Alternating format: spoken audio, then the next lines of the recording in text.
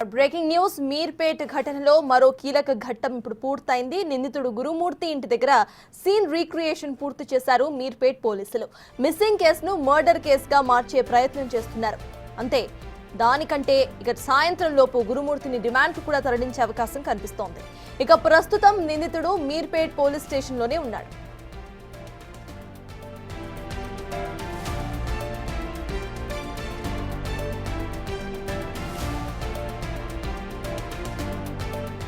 ఇదిలా ఉండగా మీర్పేట్ హత్య కేసును ఛేదించారు పోలీసులు. వెంకట మాధవిని గురుమూర్తిని చంపినట్టుగా ఇటు ఒక నిర్ధారణకు వచ్చారు.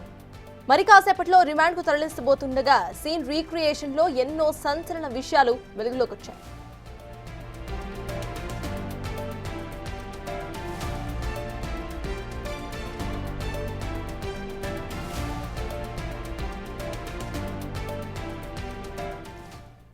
వీటన్నిటి బట్టి చూస్తే సంక్రాంతి రోజు వెంకట మాధవిని గురుమూర్తి అత్యంత కిరాతకంగా చంపేసినట్టుగా గుర్తించారు పోలీసులు. గురుమూర్తి భార్య వెంకట మాధవితో గొడవపడి దాడి చేయడంతో ఆమె అపస్మారక స్థితికి చేరినట్టుగా తెలుస్తోంది. స్పృహ లేకుండా పడి ఉన్న మాధవిని ఊపిరాడకుండా చేసి హత్య చేశాడు గురుమూర్తి.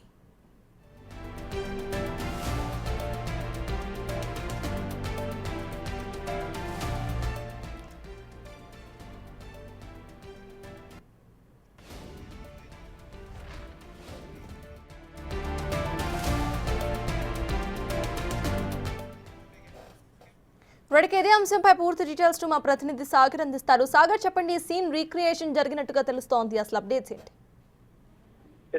రాష్ట్ర వ్యాప్తంగా సంచలనం సృష్టించినటువంటి మీర్పేట్ వెంకటమాధవి హత్య కేసును ఎట్టకేలకు పోలీసులు ఛేదించారు. భక్త గురుమూర్తి అత్యంత కిరాతకంగా దారుణంగా వెంకటమాధవిని హత్య చేసి ముక్కలుగా చేసి ఇటు చెరువులో కొన్ని ఇటు పొయ్యి మీద కమర్షియల్ గ్యాస్ స్టవ్ మీద కాల్చివేసినట్టుగా కూడా పోలీసులు నిర్ధారణకు వచ్చారు.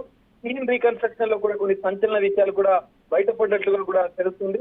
వెంకట మాధవిని గురుమూర్తి పండుగ రోజు, సంక్రాంతి పండుగ రోజు అతి కిరాతకంగా దారుణంగా హత్య చేసి బాడీకి సంబంధించినటువంటి మృతదేహానికి సంబంధించిన ఆధారాలు లేకుండా చేసే ఉద్దేశంతోనే బాడీని ముక్కలుగా చేసినట్టు కూడా పోలీసులు గుర్తించారు. దీనికి సంబంధించిన మొదట ఎలాంటి ఆధారాలు లేకపోవడంతో పోలీసులు టెక్నికల్ ఎవిడెన్స్ ను సేకరించే ఉద్దేశంతో క్లూ టీమ్స్ ఎఫ్ఎస్ఎల్ సహాయంతో కొన్ని కీలక ఆధారాలను సేకరించారు. ఆ రిపోర్ట్ ఆధారంగానే పోలీసుల దర్యాప్తు కూడా కొనసాగిందని చెప్పుకోవచ్చు. అయితే భార్యతో మొదట గొడవ పడినటువంటి గురుమూర్తి తలను గోడకు బాధి హత్య చేసినట్టుగా కూడా పోలీసుల దర్యాప్తులో వెల్లడైంది. సీన్ రీకన్స్ట్రక్షన్ లో కూడా అతను హత్య చేసిన అనంతరం ఇలాంటి వస్తువులు వాడారు. వాటరింగ్ సరే కావచ్చు, కట్ చేసుకోవడానికి ఒక యాక్సా బ్లేడ్ తో తల కట్ చేసి బాడీ పూర్తిగా 4 ముక్కలుగా చేసిన అనంతరం వాటర్ హీటర్ ద్వారా బకెట్ లో వెయిట్ చేసినటువంటి వాటర్ లో మాంసపు ముద్దలను ముద్దగా చేసి అందులో మరిగించినట్టుగా కూడా పోలీసులు గుర్తించిన పరిస్థితి కనిపిస్తుంది.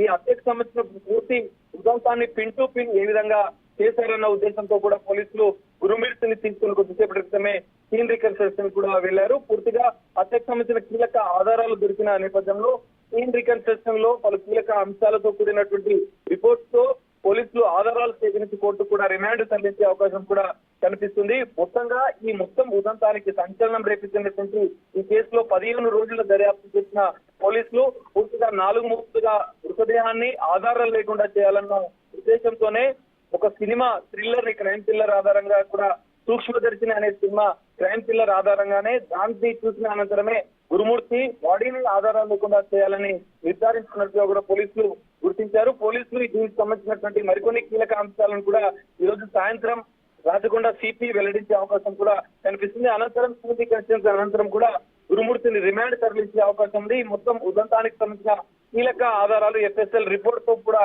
కోర్టులో ప్రొడ్యూస్ చేసే అవకాశం కూడా కనిపిస్తుంది. Sir, right, thank you Sagar.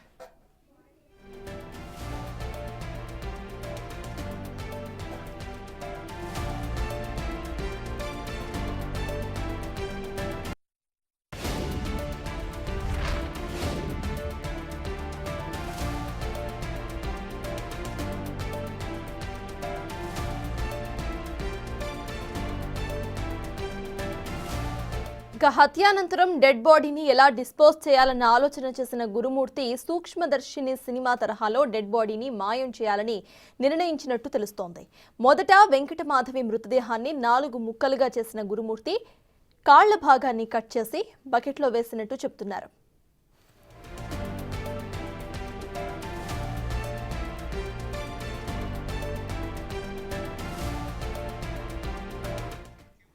ఇక బకెట్లో నీళ్లు పోసి హీటర్ పెట్టి భాగాలని ఉడకబెట్టిన గురుమూర్తి చేతులను కూడా కట్ చేసి అదే బకెట్లో వేసి ఉడకబెట్టాడు. ఉడికిన ఆ దేహ భాగాలను వాటి నుంచి నీటిని ఇటు టాయిలెట్లో పోసేసి ఫ్లష్ కొట్టినట్టుగా గుర్తించారు పోలీసులు.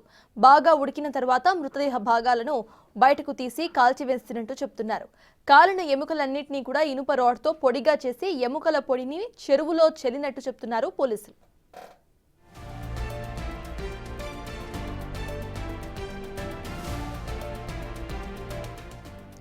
మృతదేహాన్ని కాల్చే టైంలో చేతులకు పలు గాయాలైనట్టుగా గుర్తించారు పోలీసులు. ఉదయం 8 గంటల నుంచి సాయంత్రం 6 గంటల వరకు గురుమూర్తి ఈ రాక్షస కాండను కొనసాగించినట్టుగా తెలుస్తోంది.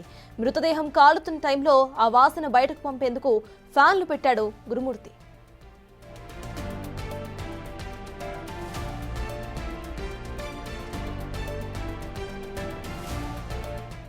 ఫ్లాట్ తలుపులు బాగా తెరిచి ఫ్యాన్లు వేసి వెంకటమాధవి మృతదేహాన్ని ఇటు కండలుగా మార్చి ఇక కాల్చివేశాడు గురుమూర్తి. పోలీసులను తప్పుదోవ పట్టించేలా గురుమూర్తి తన భార్యకు అక్రమ సంబంధం అంటగట్టినట్టుగా చెప్తున్నారు పోలీసులు.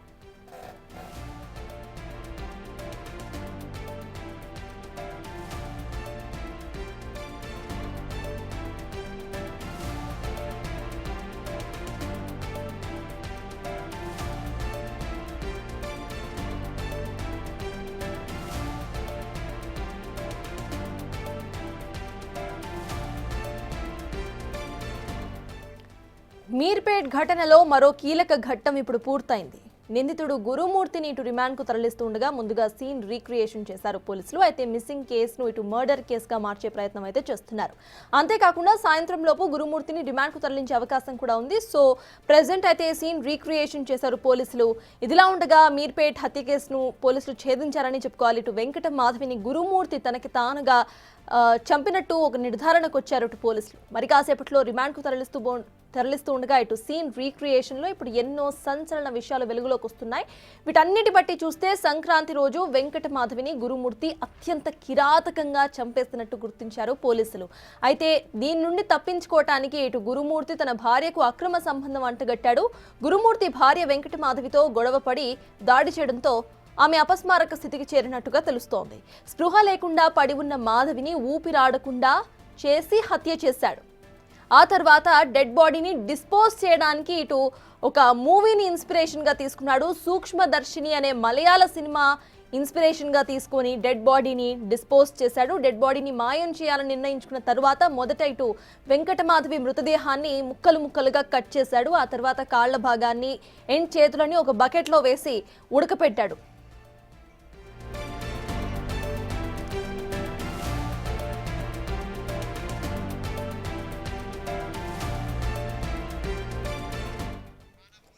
రైట్, ఇక ఇదే అంశంపై పూర్తి డీటెయిల్స్ మా ప్రతినిధి రాణా అందిస్తారు. రాణా, చెప్పండి, సీన్ రీక్రియేషన్ అక్కడ పూర్తయిందా? అసలు ప్రెసెంట్ అప్డేట్స్ ఏంటి? ఇంకా స్టిల్ మీర్పేట్ ఇంట్లో సీన్ రీకన్స్ట్రక్షన్ అనేది జరుగుతుంది. గురుమూర్తిని పోలీసులు తీసుకొచ్చారు. క్లూస్ టీం కూడా అక్కడ చేరుకున్నారు. దాదాపు అనేక రకాలైనటువంటి ఆధారాలను కూడా వారు సేకరిస్తున్నారు. ముందుగా అతన్ని ఇవాళ రిమాండ్ చేస్తారనే వార్తలు వస్తున్నటువంటి నేపథ్యంలో కోర్టు ముందు హాజరుపరిచే ముందు ఖచ్చితంగా సీన్ రీకన్స్ట్రక్షన్ చేసి తర్వాత వైద్య పరీక్షల కోసం ఆయన తీసుకెళ్లబోతున్నారు. కాసేపు ఇవాళ కానీ రిమాండ్ చేస్తే మాత్రం మరి కాసేపు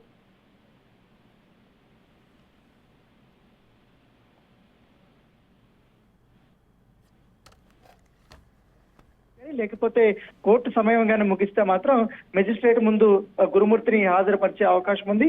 సో అతనికి ఇవాళ రిమాండ్ విధిస్తే మాత్రం రిమాండ్ విధించిన తర్వాత ఇదే రోజు కూడా కస్టడీ కూడా కోర్టు వాళ్ళు పిటిషన్ వేసే అవకాశం ఉన్నట్టుగా మనకు సమాచారం వస్తుంది. ఎందుకంటే ఈ కేసు చాలా ఛాలెంజింగ్ గా తీసుకున్నారు పోలీసులు. ఎందుకంటే అనేక రకాలైనటువంటి కోణాల్లో కూడా విచారణ చేసినప్పటికీ కూడా ఎగ్జాక్ట్ గా గురుమూర్తి చెప్పేదానికి అక్కడ కొన్ని ఆధారాలు అయితే కొన్ని దొరకనటువంటి నేపథ్యం కనబడుతుంది. కాబట్టి దాని తగ్గట్టుగానే పూర్తి స్థాయిలో ఈ ఆధారాలను సేకరించే పనిలో ఉన్నారు. ఎందుకంటే ఇప్పటికే గురుమూర్తి 2-3 ప్లేసులు చెప్పినటువంటి నేపథ్యంలో అక్కడికి కూడా వెళ్ళారు. సో దాంతో పాటు ఆయన హత్య చేసిన తర్వాత ఏ రకంగా బాడీని మాయం చేశాడు, ఏ రకంగా ముక్కలు చేశాడు, ఏ రకంగా దాన్ని పొడులు చేశాడు, ఏ రకంగా ఎముకల్ని పొడి చేశారనే అంశాన్ని అతను చెప్పినప్పటికీ వాటికి సంబంధించినటువంటి ఆధారం అనేది ఇప్పటికి లభించలేదు కాబట్టి దాని మీద పూర్తి స్థాయిలో ఫోకస్ పెట్టారు. అయితే దీన్ని ఇప్పుడు హత్య కేసుగా కూడా వాళ్ళు నిర్ధారించిన నేపథ్యంలో ఇప్పుడు దొరికినటువంటి సాక్ష్యాధారాలను బేస్ చేసుకుని అతన్ని ఇప్పుడు హత్య కేసులో రిమాండ్ చేయబోతున్నారు. Right, thank you Rana.